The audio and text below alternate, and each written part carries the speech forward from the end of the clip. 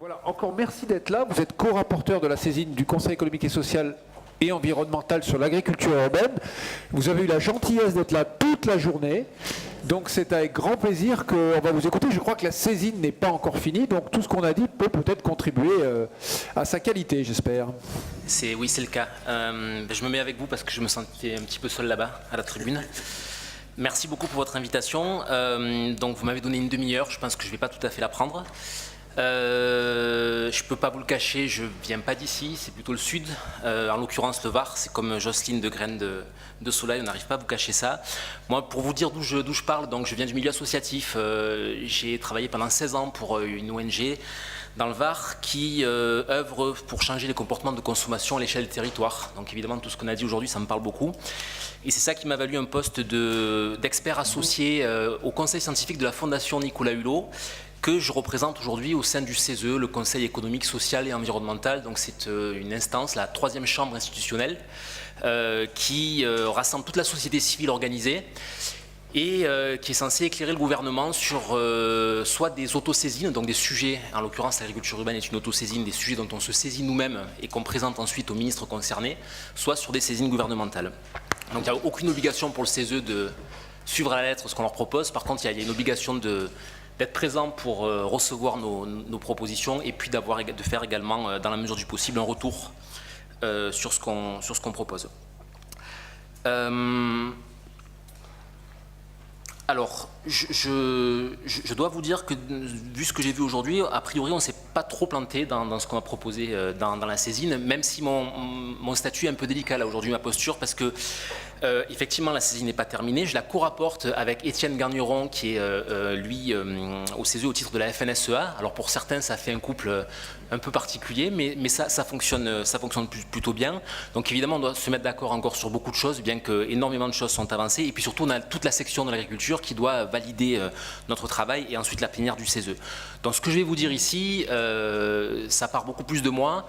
En tout cas, ce n'est pas forcément des engagements du CESE, puisque, encore une fois, il y a tout ce processus à suivre. La saisine devrait être présentée en plénière le 12 juin. Donc ça reste à confirmer, mais normalement c'est le 12 juin à 14h30. Si certains d'entre vous étaient intéressés, vous pouvez vous inscrire sur le site du CESE, puisque les plénières sont publiques. Et sinon, c'est également disponible en streaming sur le site du CESE. J'ai fait un peu ma promo, j'espère que j'avais le droit. Alors moi, ce qui m'intéresse... Ce qui m'a intéressé dans l'agriculture urbaine, c'était les problématiques de résilience et d'impact environnementaux. Même si j'y suis sensible, j'étais moins parti pour me préoccuper des aspects sociaux et d'insertion dont vous avez parlé aujourd'hui, et donc c'était très important que je sois là. Pourquoi les aspects résilience et impact? Je ne vais pas vous faire un cours sur ce qui nous arrive, et je ne suis pas collapsologue non plus, mais malgré tout, 2-3 rappels. Vous avez peut-être vu l'étude relativement récente, je crois 2017, de Météo France, qui nous promet des températures de l'ordre de 54 à 55 degrés dans beaucoup de villes en France d'ici la fin du siècle. Les îlots de chaleur urbaine que constituent ces villes-là nous promettent d'augmenter de 2 à 3 degrés encore ces températures-là, et en période de forte canicule, ça peut aller jusqu'à plus 12 degrés. Donc autant vous dire que d'ici à la fin du siècle, nos villes ne seront plus vivables en l'état actuel des choses. On a également des enjeux alimentaires. Il y en a plein, on en a parlé aujourd'hui. J'en citerai un peut-être qui n'a pas été évoqué, c'est les problèmes de pic de production de ressources fossiles, et en particulier je pense au pic du phosphore qui pourrait arriver avant avant le milieu du siècle en cours. Or aujourd'hui, pardonnez-moi l'expression, mais pour faire simple, on défèque, on urine dans de l'eau potable, et tout ça part à la mer. Donc en fait, ce qu'on prélève de nos champs, on l'envoie à la mer. Et on remplace ça par du fossile, sauf que ce fossile, on arrive à bout. Donc là aussi, il y a une vraie préoccupation à avoir. Et puis enfin, il y a également, vous le savez sans doute, on est sur une phase d'a priori de déplétion énergétique, puisque on est sur un pic de production pétrolière et d'énergie fossile entre aujourd'hui et 2025.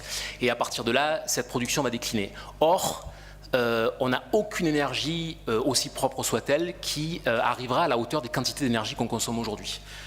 Vous connaissez peut-être Jean-Marc Jancovici, il a fait un petit calcul intéressant parce qu'il est parlant. Alors il fait appel à une notion qui peut un peu perturber, c'est l'équivalent esclave. Et donc il imagine combien en termes de joules on aurait chacun d'entre nous ici d'esclaves à notre disposition pour nous apporter le confort énergétique qu'on a aujourd'hui. Il a calculé qu'on est entre 400 et 500 esclaves. C'est-à-dire que chacun d'entre nous dans cette salle, c'est pour les Français, on a en permanence pour nous 4 à 500 personnes qui travaillent tout le temps pour nous nourrir, pour nous déplacer, pour nous habiller, pour faire à peu près tout ce qu'on fait dans notre vie. Donc on est dans une forme de dépendance au pétrole qui est juste hallucinante. Et ça, encore une fois, on est beaucoup plus près de la fin que du début. Et a priori, la déplétion va se faire de manière assez brutale. Donc on va perdre ce confort de manière assez brutale. Et on va perdre a priori plus qu'un confort, puisque notre alimentation étant liée à du pétrole, littéralement on mange du pétrole aujourd'hui. On risque d'avoir des petits problèmes. Donc voilà, le petit tableau un petit peu noir. Henri Roudefeuille parlait tout à l'heure des fantasmes des gens qui imaginaient qu'en cas de guerre, on pourrait se nourrir en ville grâce à l'agriculture urbaine. C'est clairement un fantasme.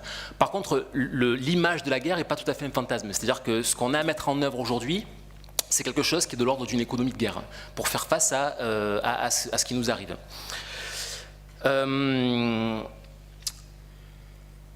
Pour le cas du climat, par exemple, le GIEC nous invite, vous le savez, à rester sous la barre des 1,5 degrés.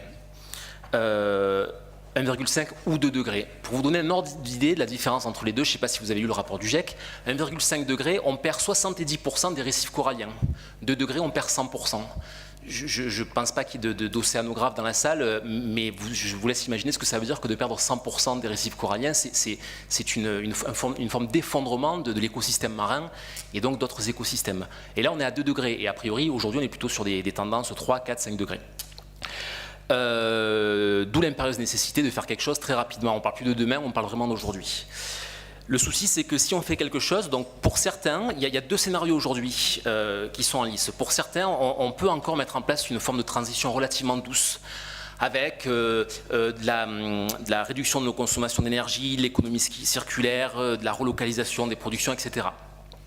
Pour d'autres, c'est ce qu'il faut faire aussi, mais le problème, c'est que pour rester en dessous de la barre des 1,5 degrés, ce que nous invite à faire le GIEC, il faut laisser la très large majorité des énergies fossiles restantes sous le sol. On doit arriver à réduire nos émissions avant 2030 et à arriver à une neutralité carbone d'ici 2050. Et ça veut dire laisser l'énergie fossile sous le sol, en tout cas la très large majorité.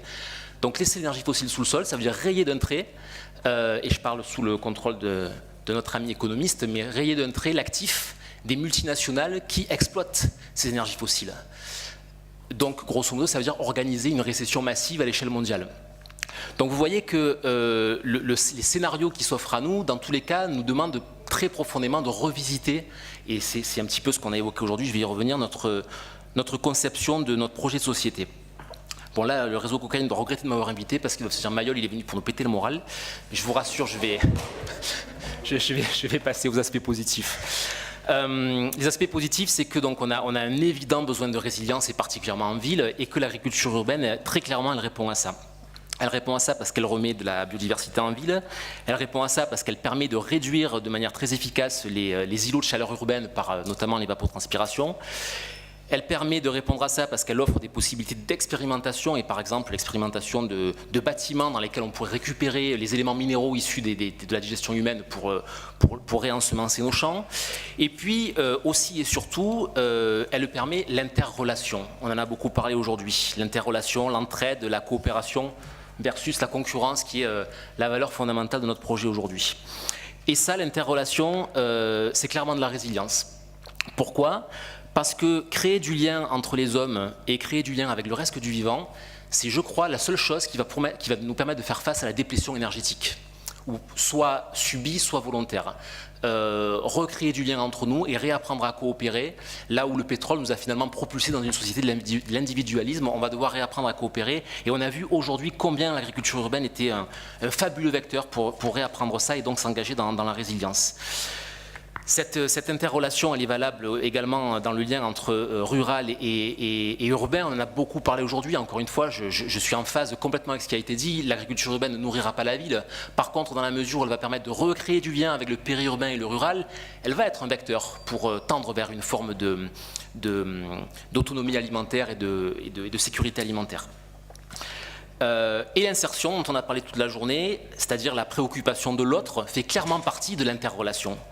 Donc l'insertion, c'est au cœur de la résilience. Et on a vu encore une fois combien l'agriculture urbaine était forte en apport d'insertion et d'interrelation. Donc moi, je suis vraiment ravi d'avoir pu voir toute la journée toutes ces initiatives qui vont dans ce sens.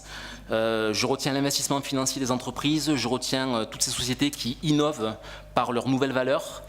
Je retiens le foisonnement d'initiatives, notamment associatives, dont beaucoup permettent aux personnes aidées de renouer avec leur souveraineté et leur autonomie. Ça, c'est très important aussi, de ne pas figer ces populations en difficulté dans leur statut, mais de les aider à reconstruire quelque chose par eux-mêmes. Et on l'a bien vu, je pense en particulier au Jardin des Hauts-de-Flandre et à Graines de Soleil, qui avait vraiment, j'ai trouvé, cette notion de souveraineté et d'autonomie chez les gens aidés.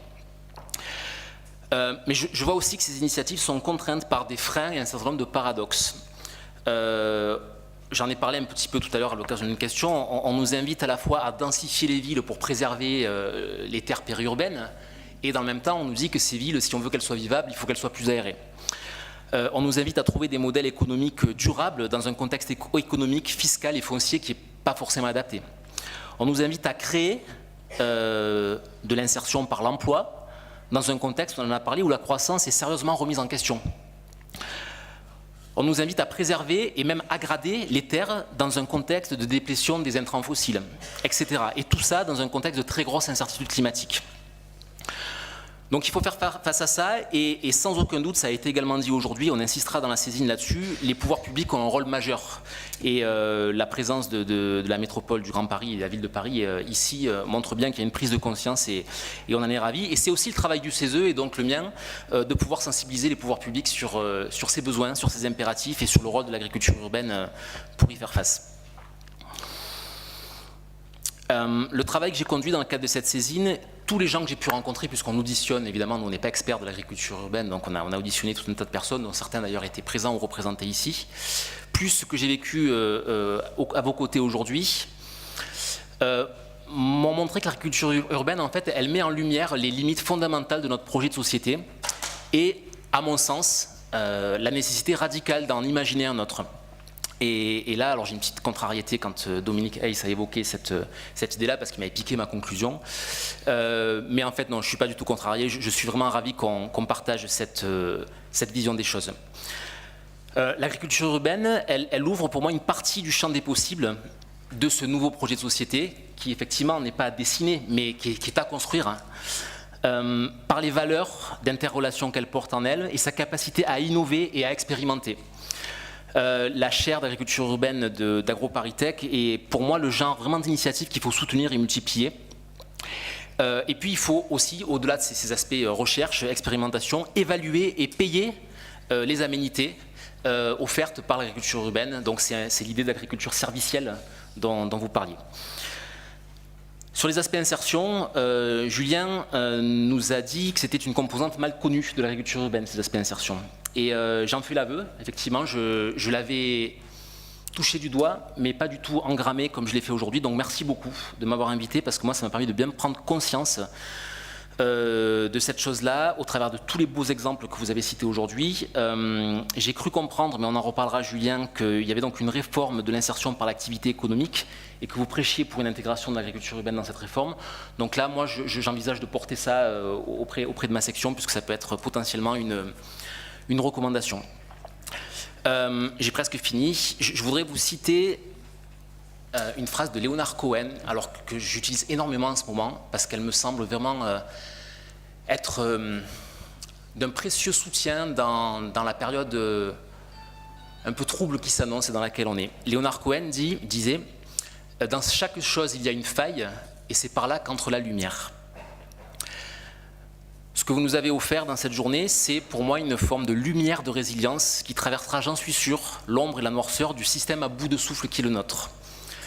Par les actions et les valeurs que vous avez démontrées aujourd'hui, que vous défendez, vous éclairez la construction d'un nouveau projet de société, adulte, humain, interdépendant et respectueux du cadre planétaire, qui, je vous le rappelle, est le seul cadre dans lequel peut s'exercer notre liberté. On a tendance à l'oublier. Donc moi, je suis vraiment heureux d'avoir été associé à ce projet en tant que grand témoin. J'ai été vraiment nourri par vos exposés. À la manière du Colibri, je vais faire ma part en rapportant tout ça au sein du CESE. Je voudrais vous exprimer vraiment ma gratitude pour m'avoir invité. Et puis, pour terminer, vraiment, cette fois-ci, vous dire que Nicolas Hulot, du temps où il était encore ministre, est venu au CESE pour assister à la plénière sur un avis sur la nature en ville, donc qui a abordé, sans traiter le sujet puisque c'était à notre section de le faire, mais qui a abordé également l'agriculture urbaine. Et Nicolas Hulot s'exprimait en ces termes, il a dit il va falloir apprendre à désartificialiser. Et il a dit l'agriculture urbaine se développe et on est à l'aune d'une transformation incroyable. Alors Nicolas Hulot, quand il parlait de désartificialiser, il parlait des sols, mais quelque chose me dit qu'implicitement il devait parler aussi de désartificialiser les rapports humains. Et c'est ce que vous nous avez invité à faire aujourd'hui, donc merci beaucoup pour ça.